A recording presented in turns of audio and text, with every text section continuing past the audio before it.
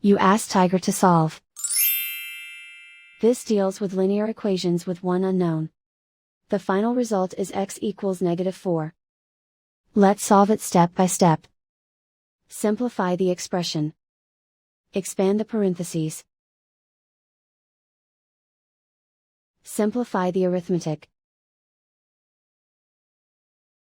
Group all x terms on the left side of the equation. Add x to both sides. Group like terms. Simplify the arithmetic. Group like terms. Simplify the arithmetic. Group all constants on the right side of the equation. Subtract 40 from both sides. Simplify the arithmetic.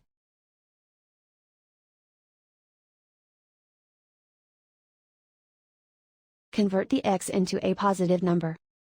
Multiply both sides by -1.